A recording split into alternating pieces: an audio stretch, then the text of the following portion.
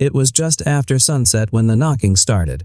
At first it was soft, uncertain, like the sound of rain against the wood, but then came the voice, small, shaking. Terrified. Please, help us. They beaten our mama. She's dying. The man on the other side of the door froze. He wasn't expecting anyone. He wasn't used to visitors, not since his wife passed away 3 years earlier. The house had grown quiet since then, too quiet.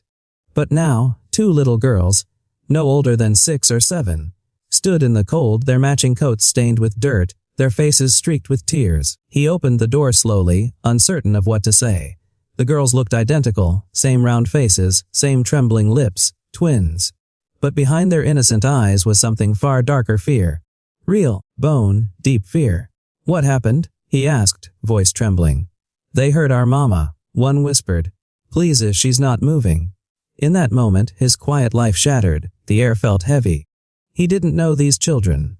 He didn't even know where they came from. But the urgency in their voices left no room for doubt. Someone's life was hanging by a thread. He grabbed his coat, his flashlight, and followed them out into the night. The street was empty, washed in the pale orange glow of flickering lamps. Every step felt longer than the last. The girls didn't speak as they led him down a narrow alley, a place most people avoided after dark.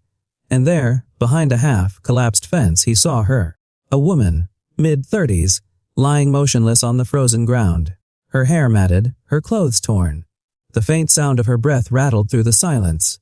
He knelt beside her, his hands trembling. Call for help, he told one of the girls. But she shook her head, tears streaming down. We don't have a phone, she said. That's when he realized. These children weren't from the neighborhood. They were strangers. And whatever had happened to their mother wasn't random. He checked her pulse. Weak, but there. He wrapped his jacket around her to keep her warm and rushed back home to call emergency services. As the sirens echoed in the distance, the twins sat huddled on his doorstep, clinging to each other. Their silence was haunting. When paramedics arrived, they quickly loaded the woman into the ambulance. One of the girls reached out, crying, Mama, don't leave us! The man tried to comfort them, promising they'd see her soon. But even he wasn't sure if that was true. The next few hours were a blur. Police lights, questions, flashing cameras. The twins were taken to the hospital for evaluation, while detectives tried to piece together what had happened. The man gave his statement. How the girls appeared at his door, how they led him to their mother. But as the investigation began, one detail stood out to everyone involved. How did these little girls know to come to his house? He lived miles from the main road. His home was tucked away behind trees. There was no reason they should have known where he lived. Yet somehow they did. That question lingered for days. At the hospital, the woman remained in critical condition. The twins stayed close to her bedside, refusing to let go of her hand. Doctors said she had suffered multiple injuries, bruises, broken ribs, and a severe head wound. But beneath the physical pain, there was something else. Trauma that told of a long, hidden story. When the police finally traced their records, the truth began to surface. The woman, named Claire, had recently moved to the area with her 2 daughters. She had been escaping an abusive partner, a man with a long record of violence and arrests. For months, she had been hiding, trying to start a new life. But somehow he found her again. The night of the attack, neighbors heard shouting but dismissed it as just another argument in a distant house. By the time anyone realized it was serious, it was too late. Except for the twins. They had slipped out through the back door and run for help. And in their panic, they remembered the man. The one who used to wave at them from across the street when they walked to school. A quiet man who never asked questions, never pried. But always smiled kindly. They didn't know his name. But they knew where he lived. That small act of kindness, a simple wave, had stayed with them. And that's where they ran when everything fell apart. In the days that followed, the story spread across the town. How 2 brave little girls had saved their mother's life by knocking on the right door. Reporters called it a miracle. Others said it was fate.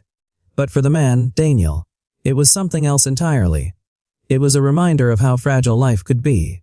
He had lost his own wife in a car accident years earlier. And since then, he had shut himself away from the world. He stopped visiting friends, stopped celebrating birthdays, stopped believing in second chances. But that night, when those little girls appeared on his doorstep, something inside him changed. He visited the hospital every day, bringing small gifts for the twins: crayons, storybooks, hot chocolate. They began to trust him, laughing again, little by little. Claire eventually regained consciousness. Her first words were faint but clear. "Are my girls safe?" When she learned that it was Daniel who had helped them, she broke down in tears. For her, he wasn't just a stranger. He was the reason her daughters still had a mother. Weeks passed. The investigation ended with the arrest of her abuser. But even then, the shadows of that night never fully faded. Claire and her daughters were moved to a safe house, where they began to rebuild their lives.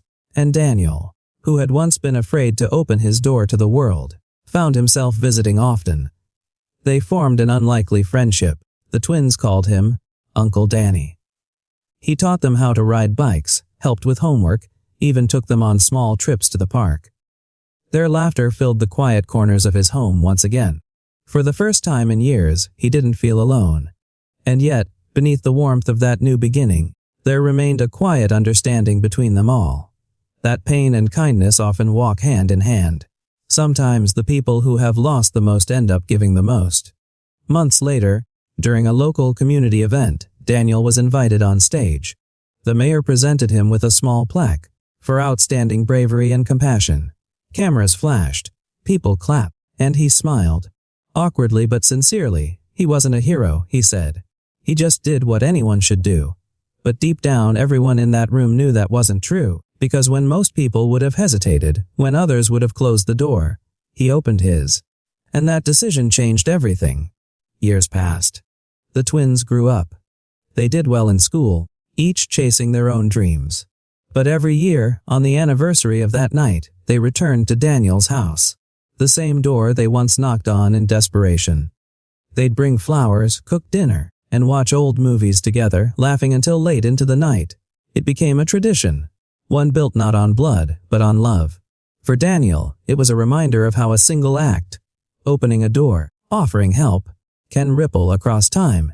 It was the night he stopped being a man haunted by loss and became part of a family that wasn't his by birth, but by choice. And for the girls, it was the night they learned that heroes don't always wear uniforms or badges.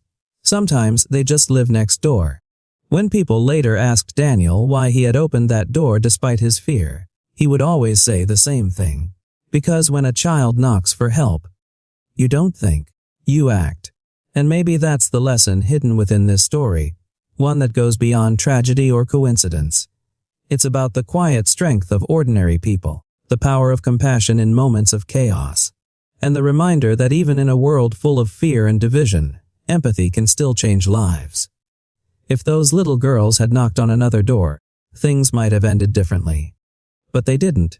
They found the one person who still believed in doing what's right, even when it was inconvenient, even when it was risky. Sometimes, life gives us these moments, small tests of humanity, and how we respond can define everything that comes after. Because kindness, once set in motion, never really stops. It passes from one life to another. From a broken mother to her daughters, from two frightened twins to a lonely man, and from that man to everyone who hears their story. The sound of that knock still echoes. A reminder that help can come from the unlikeliest of places, and that sometimes even a stranger can become family. And as the years rolled on, that little house, the one hidden behind the trees, stood as a quiet monument to hope. The light on the porch never went out again. Daniel left it on every night, not out of fear, but as a promise. A promise that if anyone ever knocked again, the door would open. Always.